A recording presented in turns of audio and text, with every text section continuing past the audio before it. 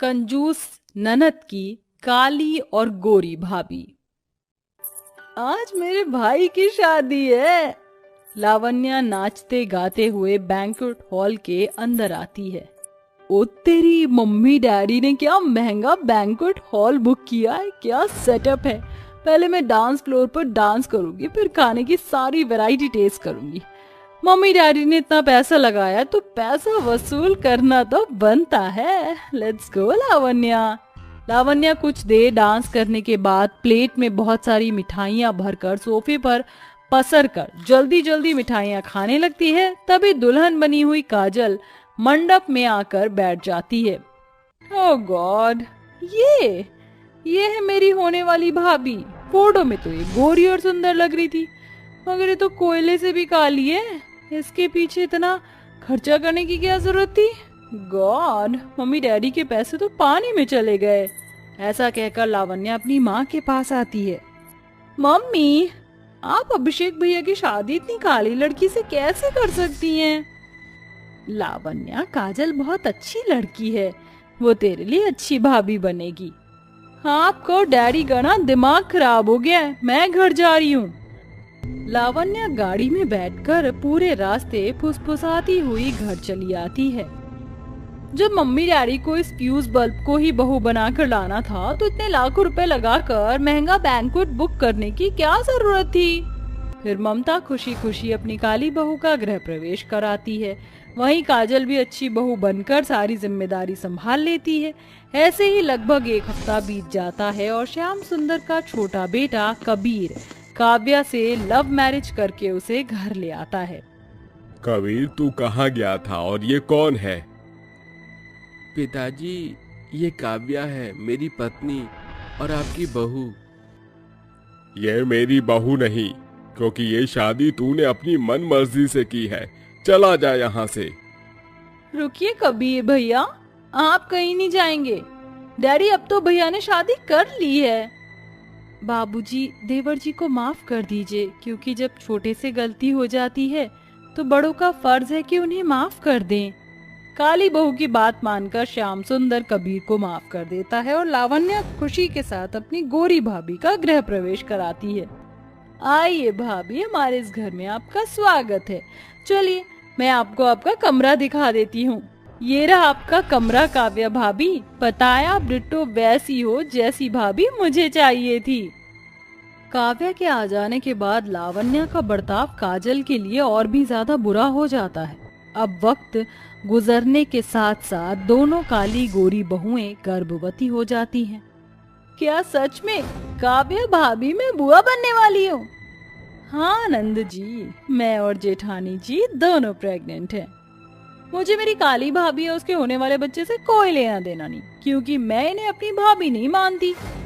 लावण्या, भले तुम मुझे अपनी भाभी मत मानो, मगर मैं तुम्हें दिल से अपनी ननद मानती हूँ। Whatever।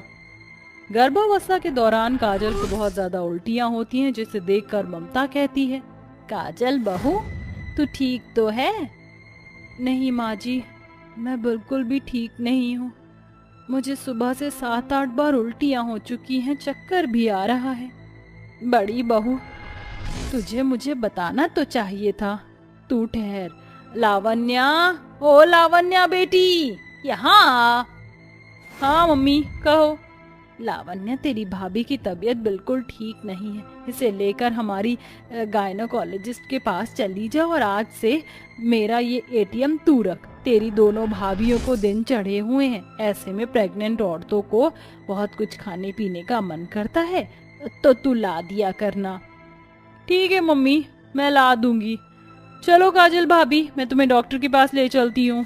लावण्या कंजूसी करते हुए अपनी भाभी को लेकर एक खैराती डिस्पेंसरी में लेकर आती है, जहाँ कई सारी गरीब गर्भवती औरतें खड़ी होती हैं।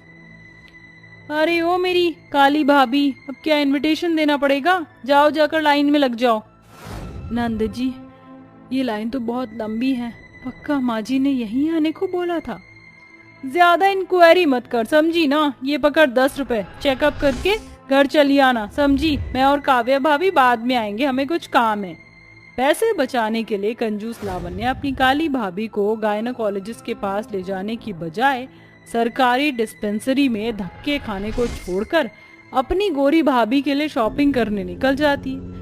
बेचारी काजल कई घंटों तक कड़ी धूप में खड़ी रहकर अपनी बारी आने का इंतजार करती है। वैसे मानना पड़ेगा लावण्य, क्या बुद्धू बनाया तुमने जेठानी जी को। काव्या भाभी, मेरा बस चले ना तो मैं उस काली भाभी पर एक फूटी कौड़ी भी खर्च ना करूं। और वो 10 रुपए मैंने इसलिए दिए क्योंकि वो चलने लायक नहीं थी, बीच से फटा हुआ था। चलिए मैं आपको शॉपिंग करवाती हूँ। मगर ननद जी, तुम्हारे पास पैसे कहाँ से। इस पर लावण्य अपने बैग से 2 एटीएम निकालकर टशन में कहती है, टन टन भाभी, ये रहा एटीएम। मुझे तो लगता था कि लावण्य बस कंजूस है, मगर ये तो कंजूस मक्खी चूस होने के साथ साथ झूठी और मक्कार भी है। खैर मेरा क्या जा रहा है, मुझे तो इससे फायदा ही है। काव्या अपनी ननद के पैसे से बहुत सारी शॉपिंग करती है, जिसके साथ साथ लावण्य अपनी गोरी भाभी काव्या को एक महंगे से कैफे में कॉफी पिलाती है। वहीं फटे नोट के कारण कोई भी रिक्शा वाला काजल को अपने रिक्शा में नहीं बैठने देता, जिसकी वजह से काजल पैदल चलकर घर आती है, मगर काजल किसी से कुछ भी नहीं कहती। ऐसे ही दिन गुजरते हैं। लावण्य, मुझे ना आइसक्रीम खाने की क्रेविंग हो रही है, प्लीज ले आओगी। हाँ क्यों नहीं काव्या भाभी, मैं आप भी लाती हूँ। ननद जी, तुम आइसक्रीम लेने बाजार जा रही हो ना, मेरे लिए नारियल पानी और एक ग्लास जूस लेते आना। मेरे पास के पैसे का पेड़ लगा है, जो ऑर्डर दे रही हो। रसोई में चावल रोटी रखी है ना, वही खाकर पेट भर लो। कंजूस लावण्य आइसक्रीम लाकर काव्या को खाने को दे देती है, मगर बेचारी काजल मन मार कर रह जाती है। अब काली गोरी भाभीियों के प्रेगनेंसी के 5 से 6 महीने हो जाते हैं। लावण्य की इतनी कंजूसी के कारण काजल बहुत ही कमजोर हो जाती है। अरे भगवान, ये काजल बहू इतनी कमजोर क्यों होती जा रही है।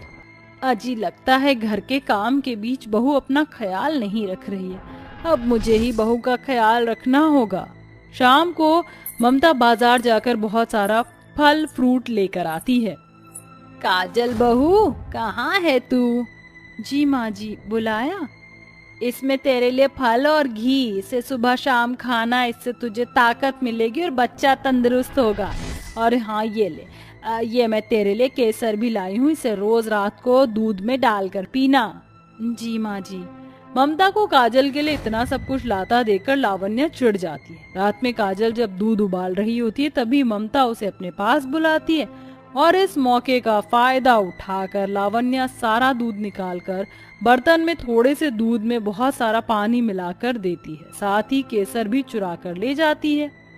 बड़ी आई थी केसर का दूध पीने वाली। इससे पहले कि मेरी काली भाभी किचन में वापस आए, मैं ये केसर वाला दूध काव्या भाभी को दे दूंगी। इससे उनका बच्चा और भी ज्यादा गोरा पैदा होगा।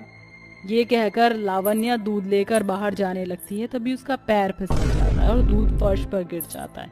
तभी ममता और काजल किचन में आ जाते हैं। लावण्य, तू यहाँ क्या कर रही थी। मम्मी वो मैं तो, अरे ये केसर का डिब्बा एक दिन में खाली कैसे हो गया, और ये दूध एकदम पतले पानी के जैसे कैसा हो गया। लावण्य, ये सब तूने किया है ना, बोलती क्यों नहीं। हाँ मम्मी, ये मैंने किया, क्योंकि इस काली भाभी के कुछ भी खाने पीने का कोई फायदा नहीं होने वाला। चाहे आप इसे केसर वाला दूध पिलाओ, नारियल पानी पिलाओ या बच्चा, तो इसका काला ही होगा। फिर इस पर बेफिजूल के पैसे फूकने का क्या फायदा। मैं तो कहती हूँ इसका बच्चा और ये मर जाए तो हमारे घर से बला टले। अपनी काली भाभी के लिए लावण्य के मन में भरी कंजूसी और नफरत देखकर ममता उसे थप्पड़ मारकर कहती है, मुझे नहीं पता था कि मेरी बेटी के मन में अपनी भाभी के लिए इतना जहर भरा है। देख इसकी शक्ल, तेरी कंजूसियों के कारण काजल बहू कितनी कमजोर हो गई है। कल को अगर इसे कुछ हो जाएगा तो क्या जवाब देंगे हम इसके पिताजी को। जानती भी है कि इसके पिताजी के कितने एहसान हैं हम पर। हमारे बुरे वक्त में उन्होंने हमारी मदद की थी, तब जाकर तेरे पिताजी का डूबा हुआ बिजनेस संभल पाया। गलती मेरी है जो मैंने तुझे काजल बहू का ख्याल रखने की जिम्मेदारी दी। माँ मुझे माफ कर दो, और काजल भाभी आप भी मुझे माफ कर दो। जिस समय में मुझे आपका ख्याल रखना था, खुश रखना था, मैंने आपको हर खाने पीने की चीज के लिए तरसाया। मैं बहुत बुरी हूँ। ऐसा मत कहो ननद जी, हम सभी इंसान हैं, गलतियां किसी से भी हो सकती हैं। मगर तुम्हें अपनी गलती का एहसास हो गया, वो बड़ी बात है। ऐसा कहते हुए काजल अपनी ननद लावण्या को माफ कर देती है, जिसके बाद लावण्या कंजूसी करना छोड़कर दिल से काजल और उसके आने वाले बच्चे के लिए बहुत सारे गिफ्ट्स लाती है और उसके खाने पीने का पूरा ध्यान रखती है। शालू अपनी दोनों बहुओं कोयल और माया के साथ रहती थी। दो बहुओं के होने के बावजूद भी शालू की जिंदगी में आराम नहीं था, क्योंकि उसकी दोनों बहुएं कोयल और माला 24 घंटे लड़ाई किया करती थी, जिसकी वजह से शालू अपनी दोनों बहुओं से हमेशा परेशान रहा करती थी। आज तो मोहित जी को मेरे हाथ का बनाया हुआ ये केक बहुत पसंद आएगा। एक काम करती हूँ, जल्दी से इसे फ्रिज में रख देती हूँ, वरना ये मेल्ट हो जाएगा। अरे फ्रिज में तो जगह ही नहीं है। अगर ये केक मैंने बाहर रखा तो गर्मी की वजह से ये मेल्ट होना शुरू हो जाएगा। फ्रिज में ये फेस पैक किसका रखा हुआ है? इस कोयल का ही होगा। 24 घंटे तो लिपाई पुताई करती रहती है अपने चेहरे की, और बाहर कहती फिरेगी कि नहीं, मैं तो नेचुरली सुंदर हूँ, मैं कभी मेकअप नहीं करती हूँ। झूठी कहेंगी। माया कोमल का फेस पैक निकाल कर बाहर रख देती है और अपना केक फ्रिज में रख देती है कि तभी वहाँ कोयल आ जाती है। तुम्हारी इतनी हिम्मत कि तुमने मेरा फेस पैक मुझसे बिना पूछे फ्रिज से बाहर निकाला। ये फ्रिज क्या तुम अपने दहेज में लाई थी, जो तुमने इसमें से मेरा फेस पैक हटाकर अपना बनाया हुआ केक रख दिया? जुबान संभाल कर बात करो मुझसे। और हाँ, ये फ्रिज में अपने दहेज में लाई थी, तुम्हें पता हो तो, इसलिए इसमें सिर्फ मेरी ही चीजें रहेंगी, ना कि तुम्हारी। दहेज में लाई थी तो क्या हुआ? वैसे तो मैं दहेज में सोफा लेकर आई थी, लेकिन बैठती तो तुम भी हो ना। वैसे ही तुम्हारे दहेज का फ्रिज हम सबके यूज के लिए है। ये अपना केक हटाओ, मुझे मेरा फेस पैक रखना है। मैं अपना केक नहीं हटाऊंगी। मैं भी देखती हूँ तू कैसे मेरे केक को हटाकर अपना फेस पैक रखती है। कोयल को माया की बात पर बहुत गुस्सा आता है, इसलिए वो जबरदस्ती फ्रिज में से केक निकालकर अपना फेस पैक रखने की कोशिश करती है कि तभी माया उससे उसका फेस पैक छीनकर नीचे फेंक देती है। ये देख गुस्से में कोयल माया का बनाया हुआ केक भी नीचे फेंक देती है। दोनों की लड़ने की आवाज सुनकर शालू किचन में आती है। अच्छे खासे घर को तुम दोनों ने चिड़िया घर बना रखा है, अब क्या बात हो गई? अब क्यों लड़ रही हो तुम दोनों? माँ जी, इस कोयल की बच्ची ने मेरा इतना मेहनत से बनाया हुआ केक नीचे गिरा दिया। मैंने इनके लिए बनाया था। अरे वाह झूठी! माँ जी, पहले इसने मेरा फेस पैक नीचे गिराया, उसके बाद मैंने इसका केक नीचे गिराया। मैंने फेस पैक बनाकर फ्रिज में रखा था और इसे देखा नहीं गया, तो इसने मेरा फेस पैक जानबूझकर बाहर निकाला और अपना केक अंदर रख दिया। बस करो तुम दोनों की रोज इन लड़ाइयों में से मैं बहुत परेशान हो चुकी हूँ। मैं सोने जा रही हूँ। अगर अब मुझे किसी भी चीज की जरा सी भी आवाज आई ना, तो तुम दोनों को देख लेना। शालू वहां से चली जाती है और दोनों देवरानी जेठानी भी एक दूसरे को मुंह बनाते हुए कमरे में चली जाती हैं। कोयल और माया शुरू से ही एक दूसरे को पसंद नहीं करती थी। वो हमेशा एक दूसरे को परेशान करने का मौका ढूंढती रहती थी। माया हमेशा जेठानी होने का कोयल पर रौब जमाती थी, लेकिन कोयल भी कुछ कम नहीं थी।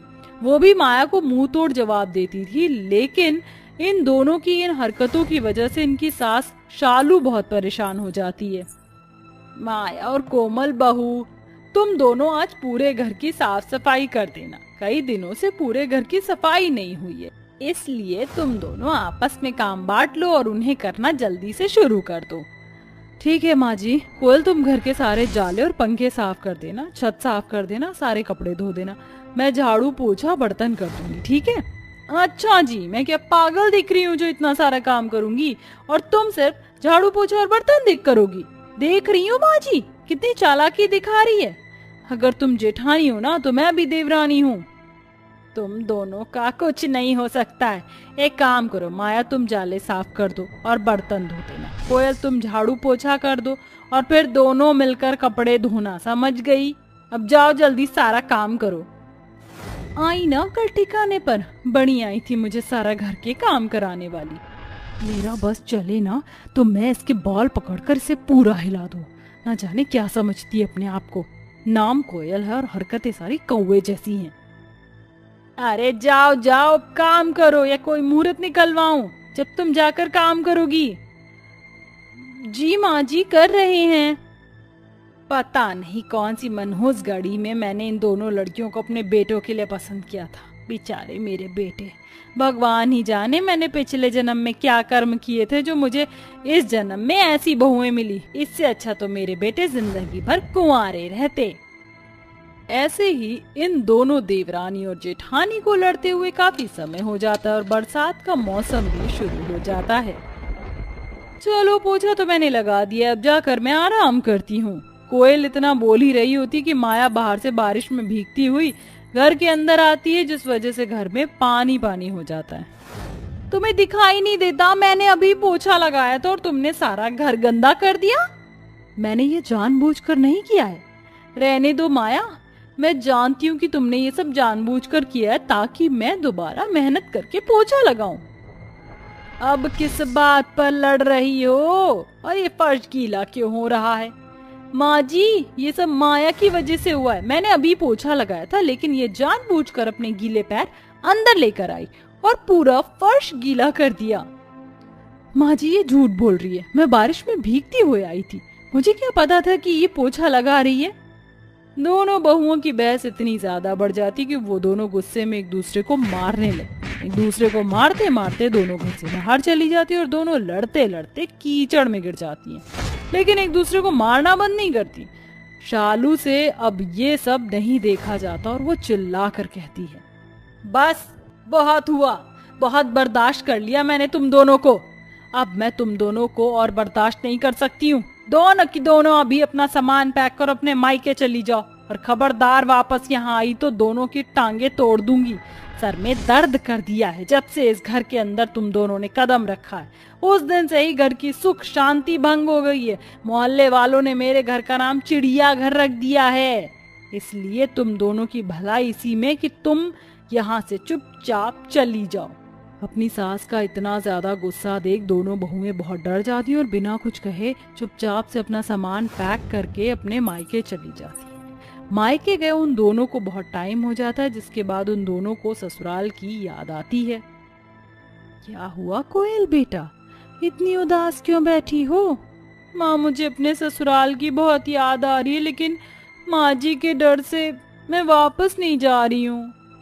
बेटा, देवरानी और जेठानी की लड़ाई तो हर घर में होती है, लेकिन इसका मतलब ये नहीं कि तुम दोनों एक दूसरे के दुश्मन बन जाओ। रोज रोज की लड़ाई से हर कोई परेशान हो जाता है, इसलिए तुम्हारी सास ने तुम्हें मायके भेज दिया। अपनी माँ के समझाने पर कोयल समझ जाती है। कोयल की तरह माया को भी अपने ससुराल की याद आती है। बेटा, तुम्हें अपने ससुराल जाकर अपनी सास से माफी मांगनी चाहिए और अपनी देवरानी से सुलह करनी चाहिए, वरना तुम कभी भी अपने ससुराल नहीं जा पाओगी। अपनी माँ की बात सुनकर दोनों बहुएं अपने ससुराल आती और अपनी सास से माफी मांगती हैं। माँ जी मुझे माफ कर दीजिए, मैं अब कोयल से बिल्कुल भी लड़ाई नहीं करूंगी।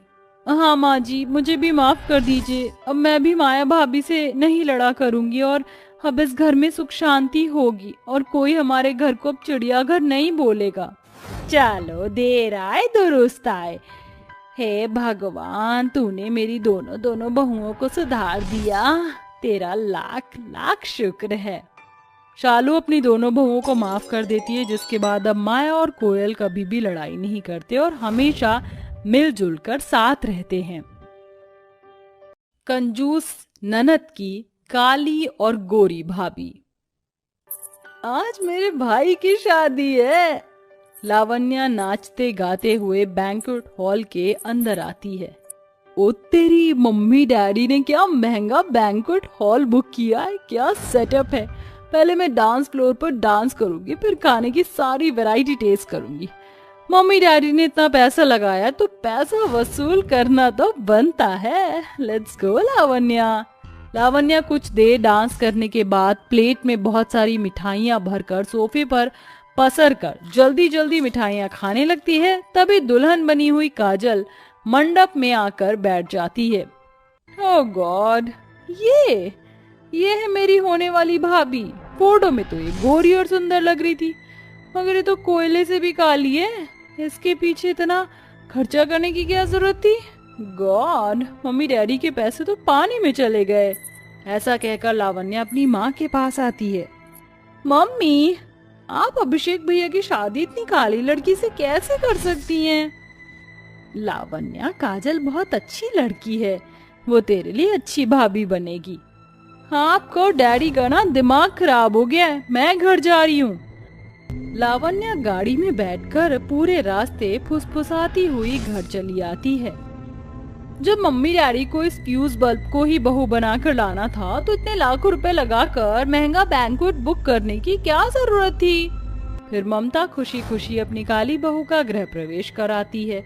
वहीं काजल भी अच्छी बहू बनकर सारी जिम्मेदारी संभाल लेती है।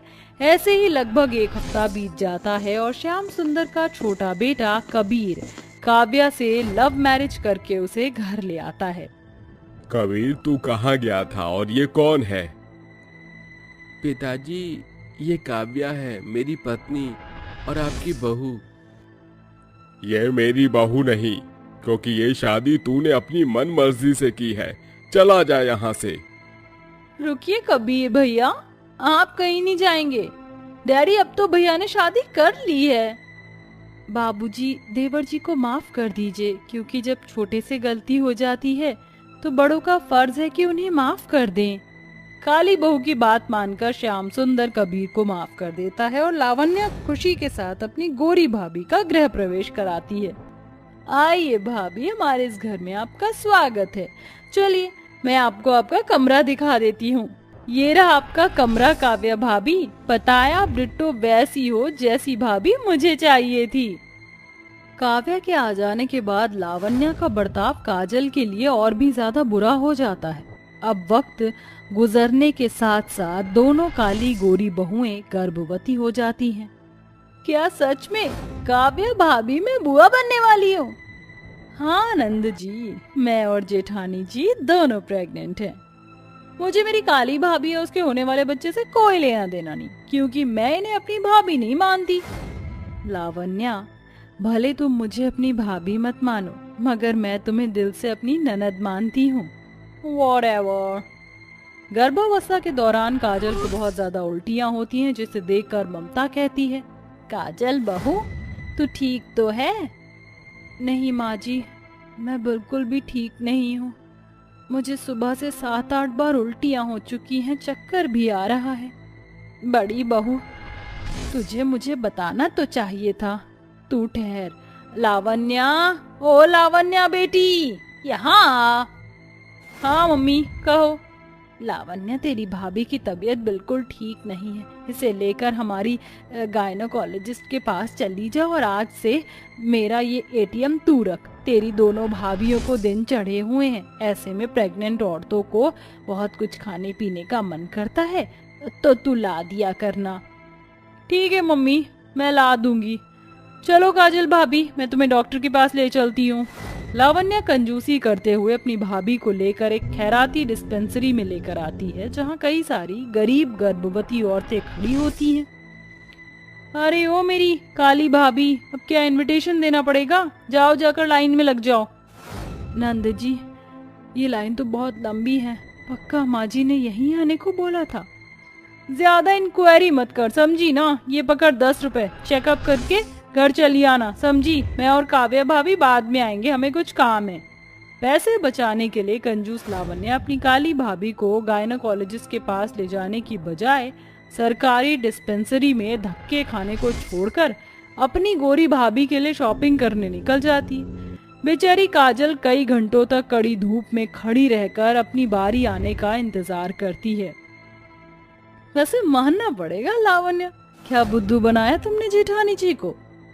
काव्या भाभी, मेरा बस चले ना तो मैं उस काली भाभी पर एक फूटी कौड़ी भी खर्च ना करूं। और वो 10 रुपए मैंने इसलिए दिए क्योंकि वो चलने लायक नहीं थी, बीच से फटा हुआ था। चलिए मैं आपको शॉपिंग करवाती हूँ। मगर ननद जी, तुम्हारे पास पैसे कहाँ से? इस पर लावण्या अपने बैग से 2 एटीएम निकाल कर टशन में कहती है, टन टन, भाभी ये रहा एटीएम। मुझे तो लगता था कि लावण्या बस कंजूस है, मगर ये तो कंजूस मक्खी चूस होने के साथ साथ झूठी और मक्कार भी है। खैर मेरा क्या जा रहा है, मुझे तो इससे फायदा ही है। काव्या अपनी ननद के पैसे से बहुत सारी शॉपिंग करती है, जिसके साथ साथ लावण्या अपनी गोरी भाभी काव्या को एक महंगे से कैफे में कॉफी पिलाती है। वहीं फटे नोट के कारण कोई भी रिक्शा वाला काजल को अपने रिक्शा में नहीं बैठने देता, जिसकी वजह से काजल पैदल चलकर घर आती है, मगर काजल किसी से कुछ भी नहीं कहती। ऐसे ही दिन गुजरते हैं। लावण्या, मुझे ना आइसक्रीम खाने की क्रेविंग हो रही है, प्लीज ले आओगी? हाँ क्यों नहीं काव्या भाभी, मैं आप भी लाती हूँ। ननद जी, तुम आइसक्रीम लेने बाजार जा रही हो ना, मेरे लिए नारियल पानी और एक ग्लास जूस लेते आना। मेरे पास के पैसे का पेड़ लगा है, जो ऑर्डर दे रही हो। रसोई में चावल रोटी रखी है ना, वही खाकर पेट भर लो। कंजूस लावण्या आइसक्रीम लाकर काव्या को खाने को दे देती है, मगर बेचारी काजल मन मार कर रह जाती है। अब काली गोरी भाभीियों के प्रेगनेंसी के 5 से 6 महीने हो जाते हैं। लावण्या की इतनी कंजूसी के कारण काजल बहुत ही कमजोर हो जाती है। अरे भगवान, ये काजल बहू इतनी कमजोर क्यों होती जा रही है? अजी लगता है घर के काम के बीच बहू अपना ख्याल नहीं रख रही है। अब मुझे ही बहू का ख्याल रखना होगा। शाम को ममता बाजार जाकर बहुत सारा फल फ्रूट लेकर आती है। काजल बहू, कहाँ है तू? जी माँ जी, बुलाया? इसमें तेरे लिए फल और घी, इसे सुबह शाम खाना, इससे तुझे ताकत मिलेगी और बच्चा तंदुरुस्त होगा। और हाँ ये ले, ये मैं तेरे लिए केसर भी लाई हूँ, इसे रोज रात को दूध में डालकर पीना। जी माँ जी। ममता को काजल के लिए इतना सब कुछ लाता देखकर लावण्या चिढ़ जाती है। रात में काजल जब दूध उबाल रही होती है, तभी ममता उसे अपने पास बुलाती है और इस मौके का फायदा उठाकर लावण्या सारा दूध निकालकर बर्तन में थोड़े से दूध में बहुत सारा पानी मिलाकर देती है। साथ ही केसर भी चुरा कर ले जाती है। बड़ी आई थी केसर का दूध पीने वाली। इससे पहले कि मेरी काली भाभी किचन में वापस आए, मैं ये केसर वाला दूध काव्या भाभी को दे दूंगी, इससे उनका बच्चा और भी ज्यादा गोरा पैदा होगा। ये कहकर लावण्या दूध लेकर बाहर जाने लगती है, तभी उसका पैर फिसल जाता है और दूध फर्श पर गिर जाता है। तभी ममता और काजल किचन में आ जाते हैं। लावण्या, तू यहाँ क्या कर रही थी? मम्मी वो मैं तो, अरे ये केसर का डिब्बा एक दिन में खाली कैसे हो गया, और ये दूध एकदम पतले पानी के जैसे कैसा हो गया? लावण्या, ये सब तूने किया है ना? बोलती क्यों नहीं? हाँ मम्मी, ये मैंने किया, क्योंकि इस काली भाभी के कुछ भी खाने पीने का कोई फायदा नहीं होने वाला। चाहे आप इसे केसर वाला दूध पिलाओ, नारियल पानी पिलाओ या बच्चा, तो इसका काला ही होगा। फिर इस पर बेफिजूल के पैसे फूकने का क्या फायदा? मैं तो कहती हूँ इसका बच्चा और ये मर जाए तो हमारे घर से बला टले। अपनी काली भाभी के लिए लावण्या के मन में भरी कंजूसी और नफरत देखकर ममता उसे थप्पड़ मारकर कहती है, मुझे नहीं पता था कि मेरी बेटी के मन में अपनी भाभी के लिए इतना जहर भरा है। देख इसकी शक्ल, तेरी कंजूसियों के कारण काजल बहू कितनी कमजोर हो गई है। कल को अगर इसे कुछ हो जाएगा तो क्या जवाब देंगे हम इसके पिताजी को? जानती भी है कि इसके पिताजी के कितने एहसान हैं हम पर। हमारे बुरे वक्त में उन्होंने हमारी मदद की थी, तब जाकर तेरे पिताजी का डूबा हुआ बिजनेस संभल पाया। गलती मेरी है जो मैंने तुझे काजल बहू का ख्याल रखने की जिम्मेदारी दी। माँ मुझे माफ कर दो, और काजल भाभी आप भी मुझे माफ कर दो। जिस समय में मुझे आपका ख्याल रखना था, खुश रखना था, मैंने आपको हर खाने पीने की चीज के लिए तरस आया। मैं बहुत बुरी हूँ।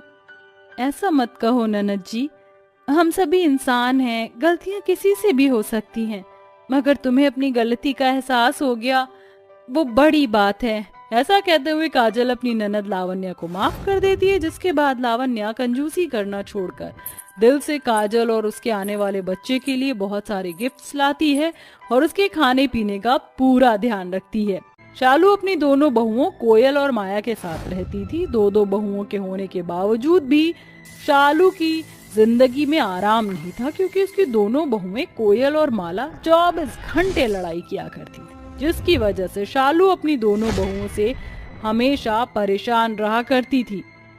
आज तो मोहित जी को मेरे हाथ का बनाया हुआ ये केक बहुत पसंद आएगा। एक काम करती हूँ, जल्दी से इसे फ्रिज में रख देती हूँ, वरना ये मेल्ट हो जाएगा। अरे फ्रिज में तो जगह ही नहीं है। अगर ये केक मैंने बाहर रखा तो गर्मी की वजह से ये मेल्ट होना शुरू हो जाएगा। फ्रिज में ये फेस पैक किसका रखा हुआ है? इस कोयल का ही होगा। 24 घंटे तो लिपाई पुताई करती रहती है। अपने चेहरे की और बाहर कहती फिरेगी कि नहीं, मैं तो नेचुरली सुंदर हूँ, मैं कभी मेकअप नहीं करती हूँ, झूठी कहेंगी। माया कोमल का फेस पैक निकाल कर बाहर रख देती है और अपना केक फ्रिज में रख देती है कि तभी वहाँ कोयल आ जाती है। तुम्हारी इतनी हिम्मत कि तुमने मेरा फेस पैक मुझसे बिना पूछे फ्रिज से बाहर निकाला। ये फ्रिज क्या तुम अपने दहेज में लाई थी, जो तुमने इसमें से मेरा फेस पैक हटाकर अपना बनाया हुआ केक रख दिया? जुबान संभाल कर बात करो मुझसे। और हाँ, ये फ्रिज में अपने दहेज में लाई थी, तुम्हें पता हो तो, इसलिए इसमें सिर्फ मेरी ही चीजें रहेंगी, ना कि तुम्हारी। दहेज में लाई थी तो क्या हुआ? वैसे तो मैं दहेज में सोफा लेकर आई थी, लेकिन बैठती तो तुम भी हो ना। वैसे ही तुम्हारे दहेज का फ्रिज हम सबके यूज के लिए है। ये अपना केक हटाओ, मुझे मेरा फेस पैक रखना है। मैं अपना केक नहीं हटाऊंगी, मैं भी देखती हूँ तू कैसे मेरे केक को हटाकर अपना फेस पैक रखती है। कोयल को माया की बात पर बहुत गुस्सा आता है, इसलिए वो जबरदस्ती फ्रिज में से केक निकालकर अपना फेस पैक रखने की कोशिश करती है कि तभी माया उससे उसका फेस पैक छीनकर नीचे फेंक देती है। ये देख गुस्से में कोयल माया का बनाया हुआ केक भी नीचे फेंक देती है। दोनों की लड़ने की आवाज सुनकर शालू किचन में आती है। अच्छे खासे घर को तुम दोनों ने चिड़िया घर बना रखा है, अब क्या बात हो गई? अब क्यों लड़ रही हो तुम दोनों?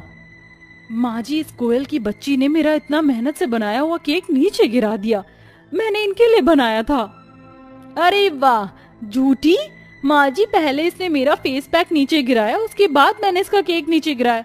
मैंने फेस पैक बनाकर फ्रिज में रखा था और इससे देखा नहीं गया, तो इसने मेरा फेस पैक जानबूझकर बाहर निकाला और अपना केक अंदर रख दिया। बस करो तुम दोनों की रोज इन लड़ाइयों में से मैं बहुत परेशान हो चुकी हूँ। मैं सोने जा रही हूँ। अगर अब मुझे किसी भी चीज की जरा सी भी आवाज आई ना तो तुम दोनों को देख लेना। शालू वहाँ से चली जाती है और दोनों देवरानी जेठानी भी एक दूसरे को मुंह बनाते हुए कमरे में चली जाती हैं। कोयल और माया शुरू से ही एक दूसरे को पसंद नहीं करती थी, वो हमेशा एक दूसरे को परेशान करने का मौका ढूंढती रहती थी। माया हमेशा जेठानी होने का कोयल पर रौब जमाती थी, लेकिन कोयल भी कुछ कम नहीं थी, वो भी माया को मुंह तोड़ जवाब देती थी। लेकिन इन दोनों की इन हरकतों की वजह से इनकी सास शालू बहुत परेशान हो जाती है।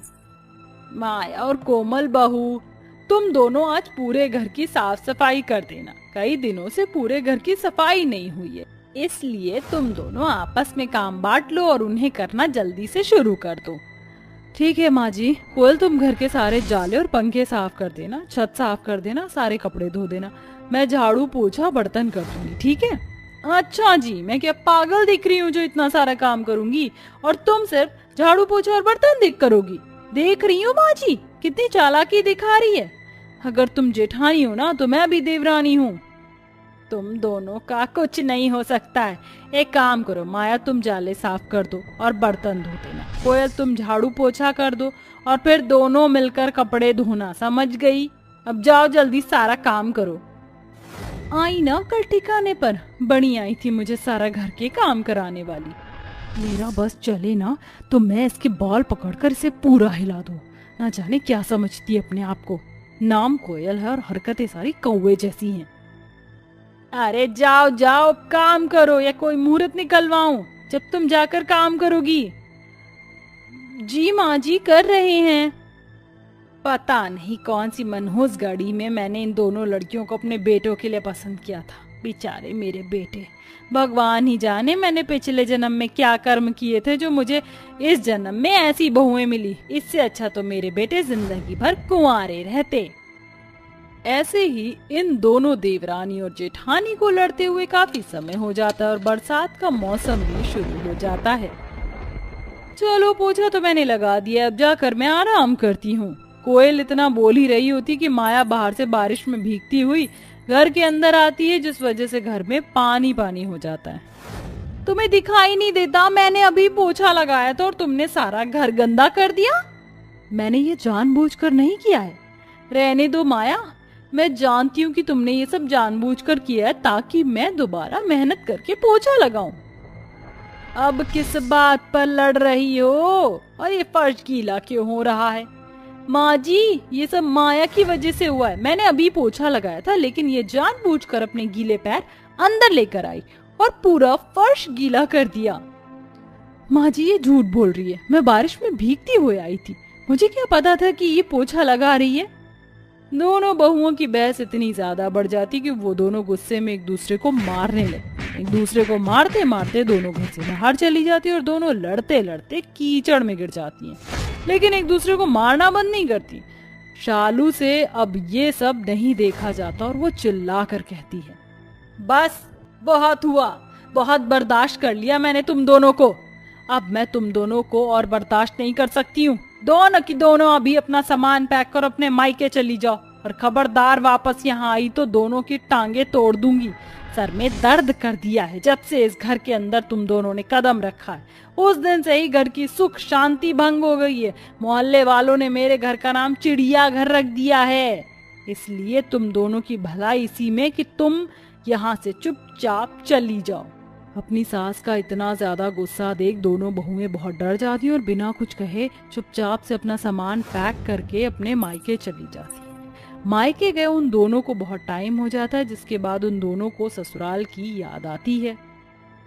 क्या हुआ कोयल बेटा, इतनी उदास क्यों बैठी हो? माँ मुझे अपने ससुराल की बहुत याद आ रही है, लेकिन माँ जी के डर से मैं वापस नहीं जा रही हूँ। बेटा देवरानी और जेठानी की लड़ाई तो हर घर में होती है, लेकिन इसका मतलब ये नहीं कि तुम दोनों एक दूसरे के दुश्मन बन जाओ। रोज रोज की लड़ाई से हर कोई परेशान हो जाता है, इसलिए तुम्हारी सास ने तुम्हें मायके भेज दिया। अपनी माँ के समझाने पर कोयल समझ जाती है। कोयल की तरह माया को भी अपने ससुराल की याद आती है। बेटा तुम्हें अपने ससुराल जाकर अपनी सास से माफी मांगनी चाहिए और अपनी देवरानी से सुलह करनी चाहिए, वरना तुम कभी भी अपने ससुराल नहीं जा पाओगी। अपनी माँ की बात सुनकर दोनों बहुएं अपने ससुराल आती और अपनी सास से माफी मांगती हैं। माँ जी मुझे माफ कर दीजिए, मैं अब कोयल से बिल्कुल भी लड़ाई नहीं करूंगी। हाँ माँ जी मुझे भी माफ कर दीजिए, अब मैं भी माया भाभी से नहीं लड़ा करूंगी और अब इस घर में सुख शांति होगी और कोई हमारे घर को अब चिड़ियाघर नहीं बोलेगा। चलो देर आए दुरुस्त आए, हे भगवान तूने मेरी दोनों बहुओं को सुधार दिया, तेरा लाख लाख शुक्र है। शालू अपनी दोनों बहुओं को माफ कर देती है, जिसके बाद अब माया और कोयल कभी भी लड़ाई नहीं करते और हमेशा मिलजुल कर साथ रहते हैं।